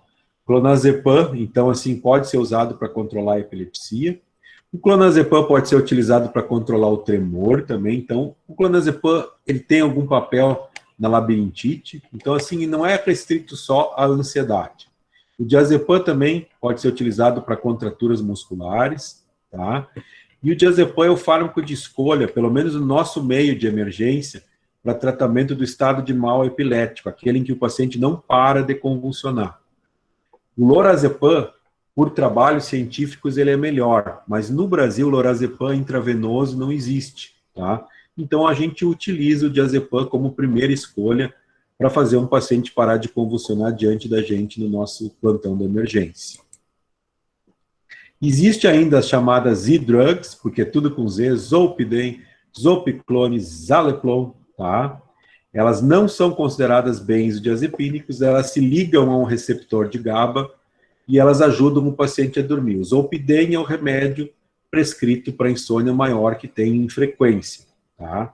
Ele é um remédio que dura apenas 2 horas no corpo, então o paciente toma, dorme, e às vezes no meio da noite acorda e não sabe o que está acontecendo, tá? Ele não durou a noite inteira. Por isso que quando no futuro vocês forem tratar insônia, vocês vão aprender a dividir entre insônia de começo de noite, insônia de final, tá? Mas não é o assunto aqui, então eu vou pular isso. Então eles não são benzodiazepínicos, a gente não sabe quanto a adição, são remédios que não estão na receita com faixa preta, aquela receita azul que vai dar a faixa preta. Isso os pacientes gostam, eles têm muito medo. Aquela faixa preta é muito útil para manter eles afastados de coisas que eles não devem, né? Então, esses aqui não têm a faixa preta, eles são bem-vindos pelos pacientes, mas a gente questiona a questão da adição. Às vezes a adição pode não ser física, mas pode ser psicológica. Aquele paciente que tem que viajar com o seu remedinho, porque senão não consegue dormir. Bom, falamos, então, dos ansiolíticos, falamos dos antidepressivos, e a voz está quase terminando, né, pessoal? Eu sei que eu não vou conseguir terminar hoje tudo, tá? Mas pelo menos os principais a gente vai sair daqui sabendo, tá? Vamos para os anticonvulsivantes, tá? Claro que vocês conhecendo já a sinapse, vocês já sabem que se eu quiser que o paciente não convulsione, eu tenho que dar um jeito de que a sinapse não trabalhe demais. Eu tenho que dar uma freada nessa sinapse. Vocês viram há pouco que um benzodiazepínico que trabalha com o GABA, que é inibitório, ele vai ajudar o paciente a não convulsionar. Então, se eu ativo o GABA, eu aumento a inibição no cérebro, eu ajudo contra as convulsões. Existe um outro neurotransmissor chamado glutamato, que está envolvido a excitação do cérebro. Tá? A nossa córtex cerebral é cheia de neurônio com sinapse de glutamato. Ela é excitatória. Tá? Então, o glutamato, ele excita. Então, assim, qualquer droga que bloquear o glutamato vai também me ajudar a não ter epilepsia, a não ter convulsão, a não ter uma atividade anormal dessa sinapse. Porque, no fundo, vocês veem aqui uma membrana de neurônio, mas a convulsão tônico-clônica são diversas membranas de neurônio numa sinapse enorme, constante e repetitiva. Tá? Gostei da dramatização aqui do cursor. Então, vou parar de fazer isso, que senão não vai dar certo. Então, assim, a gente tem o fenobarbital, a gente tem o idantal, a carbamazepina e o ácido valproico, como os clássicos, os anticonvulsivantes mais antigos, os que a gente usa bastante no Sistema Único de Saúde e que são a primeira porta para o conhecimento desses remédios. Eu peço, então, quem for estudar, comece estudando eles. Quando vocês souberem bem eles, vão adiante, porque tem um caminho adiante para a gente aprender. O idantal, então, é um dos que a gente mais usa. Tá? O idantal, ou fenitoína, é chamado de Dilantin, nos Estados Unidos. Ele é escolhido na emergência porque ele dá mínima sedação. Ele não dá sedação. Tá? O idantal ele tem alguns problemas, os idiosincráticos, às vezes, que são lesões de pele bem graves que podem surgir. Tá? E essas reações de pele a gente tem que cuidar, porque às vezes até 60 dias tomando o remédio surgem, e daí, às vezes o paciente, depois de 2 meses tomando o remédio, não vai relacionar com o remédio a lesão de pele. Vai dizer outra coisa e às vezes pode dar problema. A intoxicação pelo idantal dá ataxia. O paciente fica com a marcha alterada e tudo. E aqui vocês veem os efeitos cosméticos através da hiperplasia gengival. Tá? Hoje, a gente sabe que muito da hiperplasia gengival tem a ver com a higiene dental. Muitos pacientes que usam o idental para controlar convulsões são pacientes que têm retardo mental. E numa época em que o pessoal tinha poucos cuidados com o paciente com retardo mental, eles não tinham uma higiene bucal boa, e na ausência de fio dental, de uma higiene bucal boa, vocês vão ter a hiperplasia gengival com os anos usando o idental. Tá? Existe até uma piada que diz que o idental ou fenitoína pode ser chamado de dental ou feiotoína, pelas alterações cosméticas que ele pode dar. É um remédio bom, é um remédio barato, é um remédio em que o paciente tem fácil acesso, então ele deve ser considerado diante de uma epilepsia. O vovozinho disso, fenobarbital ou gardenal, que era luminal nos Estados Unidos, ele é, na verdade, um barbitúrico, tá? Então, assim, ele era usado antigamente, assim, também como calmante, mas ele é um bom anticonvulsivante. Para vocês terem uma ideia, o fenobarbital está conosco há mais de 100 anos, tá? Ele é centenário. Então, a gente sabe da segurança, um remédio que há 100 anos é utilizado por humanos, a gente tem um pós-marketing, assim, bem bom, tá? E a sedação é o problema principal dele, tá? Ele atrapalha a escolarização, então, como ele é muito seguro, às vezes, criancinha pequena toma o gardenal, o fenobarbital no começo, então, tem convulsão desde recém-nascido, toma o gardenal. Mas chegou na hora de ir pro colégio, de aprender a ler, escrever, interagir com a professora, a gente acaba trocando o fenobarbital, porque ele pode atrapalhar a escolarização. Tem alguns trabalhos que relacionam ele até com redução de 2 ou 3 pontos de QI. Não que ele abaixe o QI da pessoa, mas que a pessoa não responde os testes de QI bem usando o fenobarbital. Parou de usar o fenobarbital, os 3 pontinhos de QI voltam. Tá? Ele também é um remédio que é útil, tá? É seguro, é barato. Então, são os remédios assim que na saúde pública, para as políticas de saúde pública, muito útil e ainda é utilizado hoje. Tá? Então, ele tem a ver com o GABA, ele aumenta a disponibilidade do cloro, tá? E ele tem essa parte bioquímica toda, tá? Que vocês podem ler depois, tá? O ácido valproico, que seria o próximo da lista, tem o nome comercial de Depaquene, Valpaquine, vai ter outros, assim, esses aqui são os principais, tá? Mas tem outros, a gente tem várias fábricas com essa medicação, tá? Ele é um ácido, tá? Um ácido carboxílico, tá? E a forma ativa dele é o valproato. Botei essa fotinha aqui, que é bem a cor que ele tem, tá? As crianças que tomam ácido valproico não gostam muito do gosto disso, ele é ácido, então assim, ele queima a boca das crianças, tá? Mas ele é um remédio muito bom, tá? Ele vai, junto com a fenitoína e carbamazepina, bloquear o disparo de alta frequência dos neurônios, né? Inibindo, tá? Em altas concentrações até a enzima GABA transaminase, tá? Que é uma enzima que quebra o GABA. Então ele inibe isso, inibindo a quebra do GABA, a gente tem mais GABA, tá? E a gente consegue, então, com mais GABA, ter menos sinapse em alta frequência ou menos convulsão, tá? Então, todos esses anticonvulsivantes, eles vão segurando a atividade sináptica das diversos mecanismos moleculares que vocês podem imaginar, tá? O ácido valproico tem a possibilidade de ser útil em ausência, coisa que os seus colegas não são tão bons, outros até pioram, tá? Então, crise de ausência ele é um fármaco de escolha, tá? E ele pode ser usado para crises generalizadas e crises focais também. Uma droga também muito boa. Qual é o problema dele? Toxicidade, tá? Náusea, vômitos, dores abdominais, perda do cabelo, tá? E a hepatotoxicidade. Crianças muito pequenas não é aconselhável usar o ácido valproico pela hepatotoxicidade. E é muito bom para o médico consciencioso acompanhar em TGO, TGP, fosfatase alcalina, as coisas. Tá? Carbamazepina, pessoal. Carbamazepina também muito usada, tá? A marca comercial inicial foi Tegretol, tá? Muita gente tomou e muita gente ainda toma. Bloqueia canais de sódio, tá? E atua também na região pré-sináptica, diminuindo a transmissão do impulso. Então, vocês veem que ele tem um trabalho na pós-sináptica e na pré-sináptica, tá? pode também potencializar o GABA.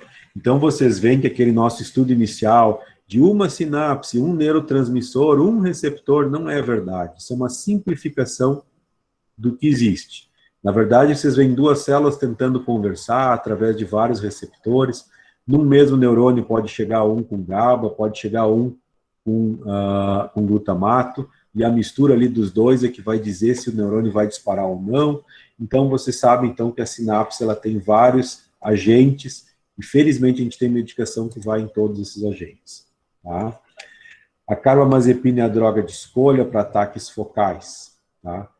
Dica fora do tema, né? Como é que eu sei que é ataque focal? Eu procuro uma aura no paciente. Tu sentiu alguma coisa antes de ter a convulsão? Doutor, eu ouvi um som, daí eu senti uma borboleta no estômago, daí eu apaguei. Bom, se deu tempo dele ouvir um som, a epilepsia dele foi uma crise que conversou uma área de som. Então foi uma crise focal. Ah, mas ele caiu, desmaiou e ficou... Bom, isso foi depois. Isso foi depois que todos os neurônios do cérebro dele foram recrutados pela crise. Ela teve um início focal, então se o paciente identifica uma aura, ele é um bom candidato a carbamazepina.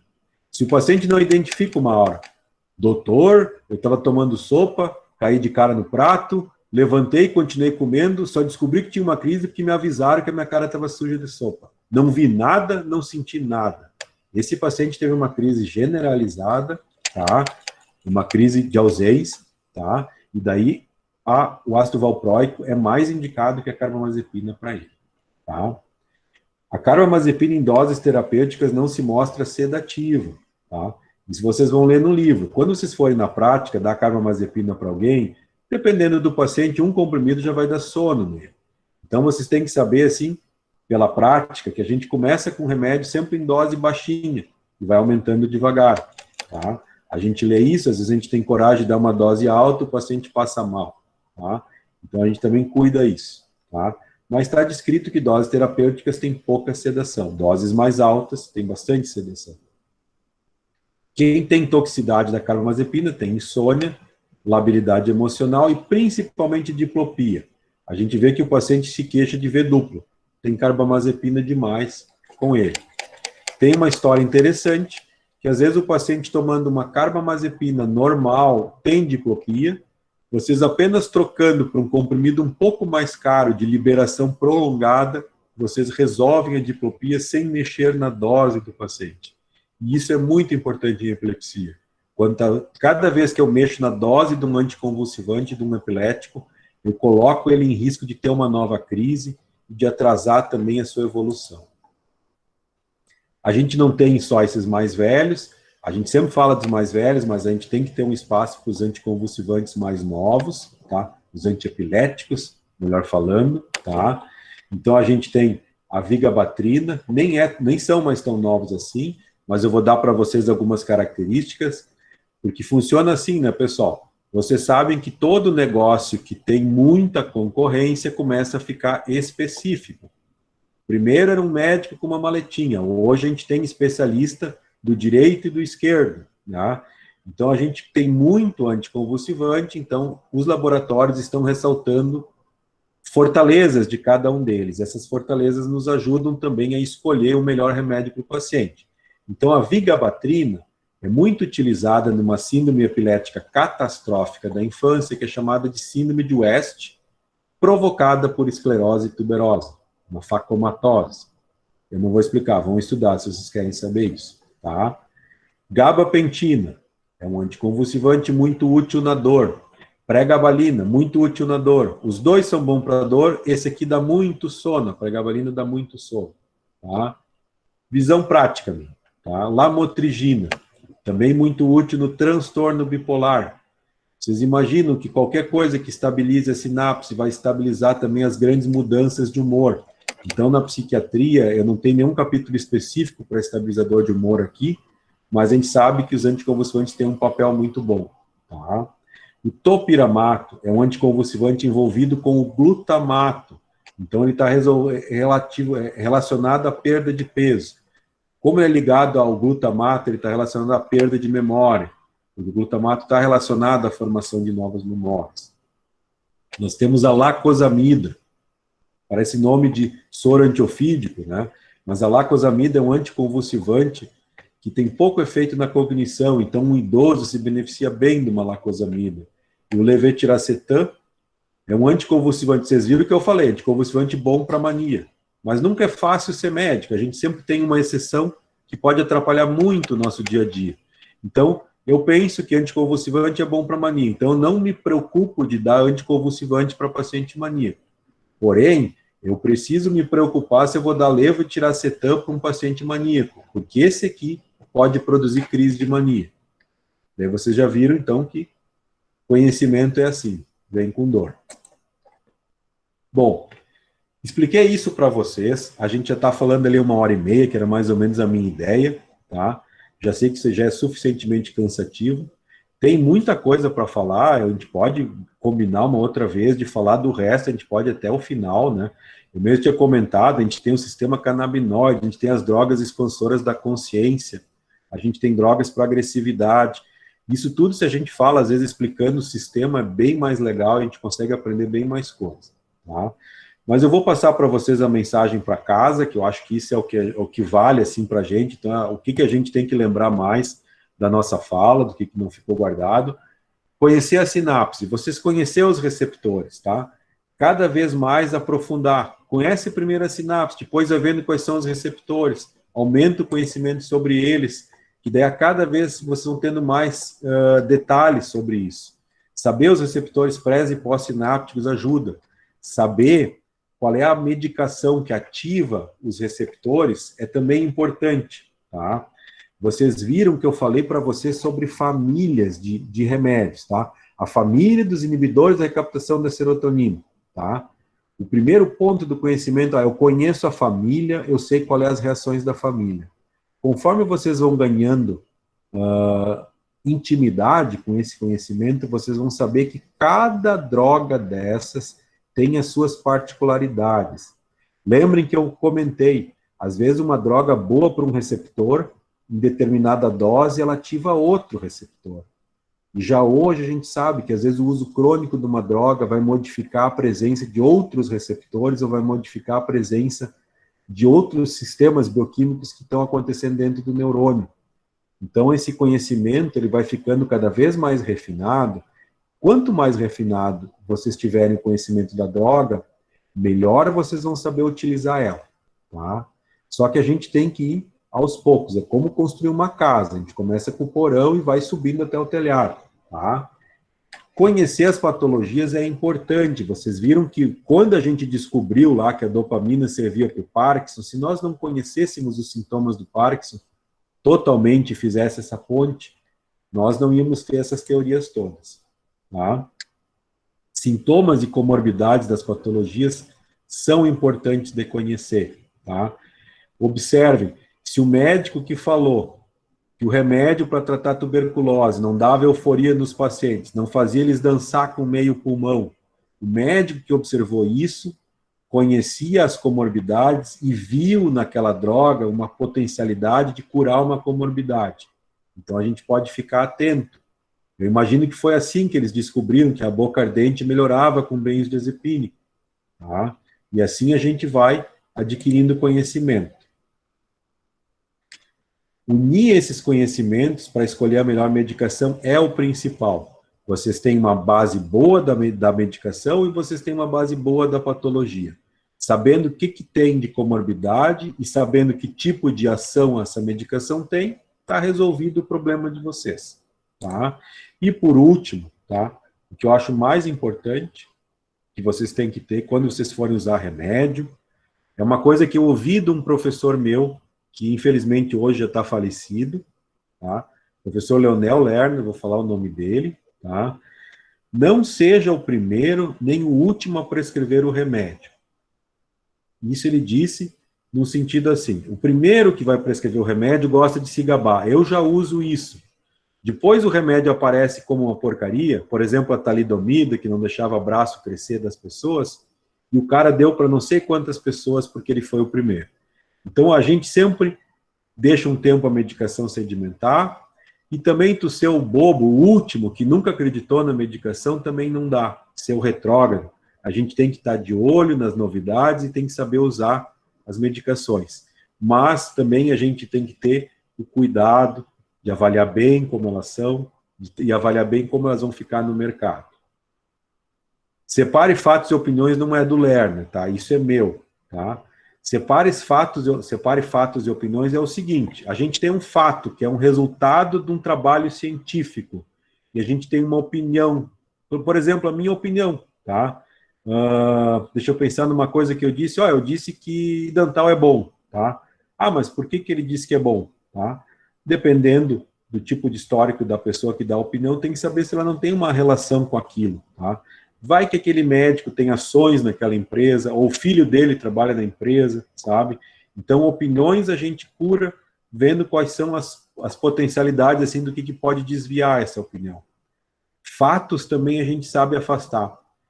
Laboratórios, às vezes, sonegam dados de pesquisa científica. Quando vocês veem comparações de remédio, qual é o remédio melhor? O remédio do laboratório na dose máxima e o remédio do laboratório concorrente na dose mínima. E o resultado super bom no remédio com a dose máxima. É óbvio que esse fato é um fato mexido, é um fato que vai me dar um dado que não vai me prestar. E o mundo como ele está hoje, cheio de informação, torna muito difícil para o médico saber qual é a informação que vale a pena. Você sabe se a cloroquina funciona ou não? Eu não sei ainda, tá? Eu sei que no futuro nós vamos saber, tá? No futuro nós vamos ter essa resposta bem certa. Mas hoje ainda tem política.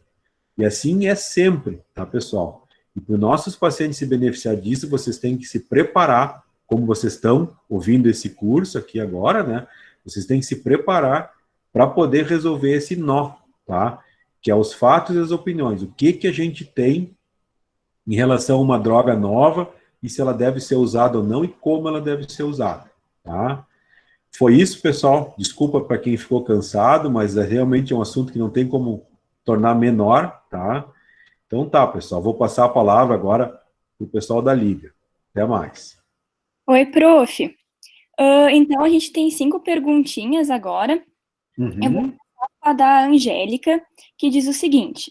Qual seria o tempo máximo de tratamento com benzodiazepínicos para evitar a tolerância e dependência dos efeitos adversos graves? Bom, então assim, o que a gente pode, para ter essa resposta, a gente pode se avaliar um pouco de estatística, tá? Eu já vi opinião, tá? Vamos falar fato e opinião, tá? Eu já vi opinião dizendo que a partir da segunda semana usando benzodiazepínico você tem tolerância, tá?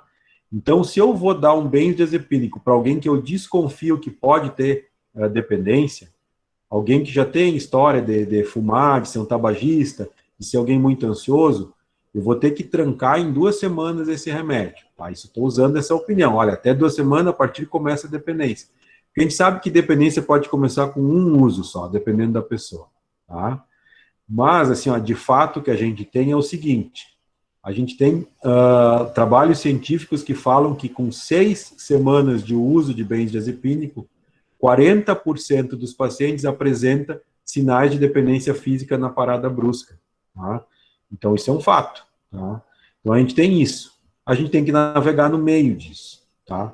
O que eu digo para vocês? Assim, vocês vão ter que aprender a olhar para o paciente e ver quanto manter. Tá? Eu já tive paciente muito dependente de benzodiazepínico que eu levei 2 anos para tirar. Eu não me incomodo de esperar 2 anos se eu sei que esse paciente vai tirar o remédio. Só que a gente tem que ir bem devagar. Tá? Exemplo para vocês, eu já disse para paciente, você está tomando 30 gotas de Rivotril toda noite. Tira aí 1 gota a cada 2 semanas. É uma maneira bem lenta de parar o remédio. Às vezes dá certo, às vezes não dá certo. A gente vai trabalhando assim. Obrigada, prof. Então, a próxima pergunta é da Maria Eduardo, que diz o seguinte. Como pode ser feito o desmame adequado de alguém que já está em uso crônico de benzodiazepínicos? É mais ou menos como eu comentei, né? Então, assim, o desmame adequado, primeiro é assim, o paciente, por exemplo, está usando um benzodiazepínico de ação curta, por exemplo, um bromazepam. Ele toma de noite para dormir, Ele até acorda de manhã com uma certa ansiedade, que já é uma certa abstinência dele, porque ele não dura a noite inteira. Então, ele toma o bromazepam de noite e acorda meio ansiado, tá? Ainda não desenvolveu tolerância para tomar outro de manhã. Então, é um paciente que tem condições de sair. Como é que é o desmame? Primeira etapa, passar o benzodiazepínico para um de longa duração. Então, ele está tomando o bromazepam, ele vai tomar o clonazepam. Vai durar mais. Opa, de manhã ele não vai mais se sentir mal, ele vai se sentir bem melhor. Vai ser mais fácil dele fazer a retirada. Passou para o clonazepam, vocês vão reduzindo a dose. Daí a redução da dose varia de paciente para paciente. Uns vão tolerar uma velocidade maior, outros uma menor. Isso vocês vão ter que ir lendo de acordo com a resposta. A terceira pergunta, então, é da Letícia, e ela gostaria de saber qual a relação do GABA para espasmos musculares e se o espasmo é uma epilepsia. Desculpa, a última parte, assim, eu não ouvi. Se o espasmo é uma epilepsia? Isso. Oi? Posso repetir a pergunta. Qual a relação do GABA para espasmos musculares? E se o espasmo é uma epilepsia? Tá. Então vamos por parte, assim, ó. Se eu potencializar o GABA na sinapse, eu vou melhorar o espasmo muscular, tá? Porque eu vou reduzir aí a atividade do neurônio. É tipo como se fosse um relaxante muscular. É a mesma coisa dos benzodiazepínicos. Espasmo muscular tem vários tipos. Tem espasmo muscular secundário, por exemplo, um AVC isquêmico, em que tu tem uma paralisia espástica, tá? Então tu tem espasticidade junto com esse espasmo, ou pode ser um espasmo normal, tá? Por exemplo, o espasmo mais comum é o blefaroespasmo, em que pisca o olho, tá? Então, assim, se a gente usar alguma coisa que potencializa o GABA, a atividade muscular reduz, e daí com isso eu consigo melhorar o espasmo muscular. Por exemplo, tem pacientes que têm espasmo pós-AVC doloroso de uma perna e vão usar um benzodiazepínico. Ele pode usar um diazepam até melhorar o do espasmo. Só vale esse problema, às vezes, de ter que usar muito ou de ter que ficar dependente da medicação, tá? E existem alguns relaxantes musculares que também vão trabalhar com o GABA. Então, a nossa penúltima pergunta é novamente da Angélica, e ela diz o seguinte: doutor, tomei durante alguns anos paroxetina e ácido valproico para tratar a depressão. Não entendi muito bem como essa associação medicamentosa trata os sintomas da enfermidade. Tá. Então, a gente vai fazer assim, ó. Como eu tinha comentado, existem vários agentes dentro da sinapse, tá? Tendo vários agentes dentro da sinapse, eu vou querer, tá, o máximo possível trabalhar o que é bom para as patologias que eu estou tratando, tá? Então, o que acontece? O antidepressivo, por exemplo, a paroxetina, vai fazer com que a gente tenha mais serotonina, né, e noradrenalina no sistema. E o ácido valproico vai fazer com que a gente tenha alteração do canal de sódio. E daí, então, assim, o que acontece? Assim, ó, tu vai ter... o sistema que depende das monoaminas vai funcionar bem, tá? Vamos pensar. Eu vou só... Eu acho que eu consigo retornar... Eu acho que eu não consigo retornar aqui. Deixa eu ver se sai. Vocês conseguem ver agora, né? Estão acompanhando? Tá. Eu vou voltar... Deixa eu ver se eu consigo voltar ali. Aqui, ó. Esse aqui... Esse slide aqui, vocês estão vendo isso aqui, né? Que aqui eu estou falando da dopamina, que está aqui no tronco e sobe, né? A gente tem aqui uma outra entidade que não está representada nesse desenho, que são os núcleos da RAF. Esses núcleos da RAF são corpos de neurônios que também sobem lá para a região frontal. E quando eu falei que dá chuveirada de dopamina, esses núcleos da RAF dão chuveirada de serotonina, tá? E isso é muito bom para a depressão. Se eu aumentar a quantidade de serotonina ali, o paciente vai melhorar da depressão, tá? Só que se a gente lembrar aquele meu gráfico lá que eu mostrei, às vezes a gente pode também entrar num quadro de mania. E daí o ácido valproico estabiliza esse humor, tá? Ele evita que a gente tenha um quadro exagerado. A paroxetina pode ajudar a dar uma certa mania, mas o ácido valproico vai entrar como estabilizador do humor. Então, a resposta da pergunta é a seguinte: eu estou trabalhando dois sistemas da sinapse. Eu estou trabalhando tendo mais monoamina lá, e estou trabalhando com que o sistema neuronal não passe vamos dizer assim, não passe por uma atividade exagerada. Tá? Qual sistema eu estou trabalhando? Eu sei que com as monoaminas eu estou trabalhando com esses núcleos da RAF, com a serotonina, isso eu até sei. Mas todos os sistemas não estão ainda suficientemente mapeados para mim dizer assim, ou para nós ter esse conhecimento. Estamos falando de bilhões de neurônios com redes, né? Então, assim, a gente ainda não sabe exatamente o que cada um pesa. Mas a combinação desse remédio é bem considerada como muito útil para eliminar a depressão, ajudar a passar a depressão e também prevenir a recorrência, de depois que tu passar a depressão, tu não voltar a ter tão fácil, tá? Então, a nossa última pergunta é da Júlia, e ela pergunta como é feito o desmame adequado de antidepressivos. Pois é, o desmame adequado de antidepressivos, tá? Não se preocupa que eu vou indo lá, tá?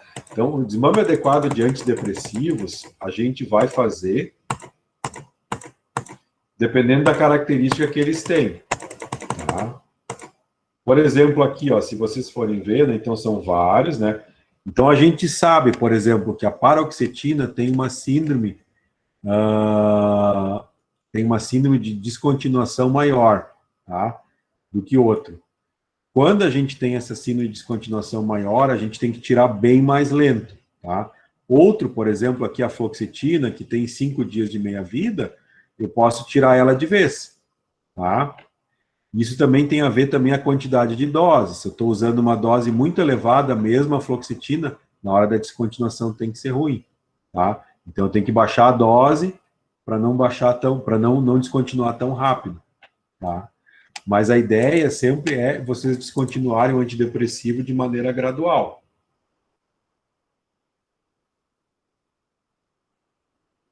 Prof, a Maria Eduarda fez uma última pergunta ali no chat, mas eu entendi a abreviação que ela colocou ali. Diz assim, para trocar o CP de clonazepam, por exemplo, por gotas, é mais efetivo para o desmame ou é indiferente? No caso, eu não sei o que é o CP. Sim, o CP é o comprimido, né? Ela quer dizer assim, ó, vamos trocar o comprimido de 2 miligramas do clonazepam para um de 20 miligramas lá, desculpa, para uma 20 gotas do de gotas, né? Isso é indiferente, isso depende da personalidade do paciente, tá, pessoal? Então, assim, cada paciente, tem paciente que gosta de gotas, tem paciente que não gosta de gotas, nem confia, acha que o comprimido é melhor, tá? Mas até a pergunta é muito boa para mim, dar mais uma informação para vocês, assim, ó, quem vê um vídeo de clonazepam para contar gota, pensa num velho, um velho com problema visual, tá? Então, assim, uma pessoa idosa com problema visual não conta gota de Rivotril. Eu já pedi para um paciente contar 10 gotas de Rivotril num copo na minha frente, ele de óculos, ele botou 25 no mínimo gotas, assim, e disse que botou 10, porque ele não viu as gotas caindo, tá? Então, para um paciente assim que tem pouca assistência, as gotas a gente fica um pouquinho preocupado, tá? Agora, o desmame muito lento, de paciente muito dependente, as gotas é bem útil, tá? Usar. Eu gosto de usar, tá? Minha preferência por elas é boa. Seria isso, então, prof, as perguntas. Te agradeço muito e vou passar a palavra agora para o meu colega. Ok.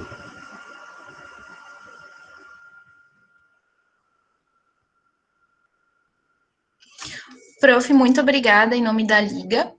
A gente vai fazer agora um sorteio. Então, se o senhor quiser sair, pode nos dar tchau, porque agora a gente vai fazer um sorteio. Se o senhor também quiser acompanhar o sorteio, está convidado. Tá, ok. Mas eu vou dar tchau porque eu tenho que tomar uma água, tá bom? Tá Então, bom, tchau para prof, vocês. eu entendo. Agradeço aí o convite para vocês, espero que vocês tenham aproveitado bem isso aí. Então, até mais, pessoal. Tchau. Obrigada, prof. Tchau. A gente agora vai fazer um sorteio. O Henrique vai fazer um sorteio. Muito obrigada a presença de todos.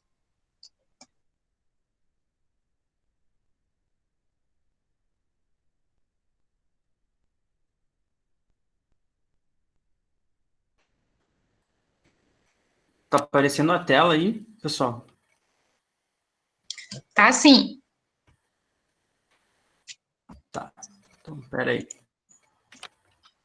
Bom, então a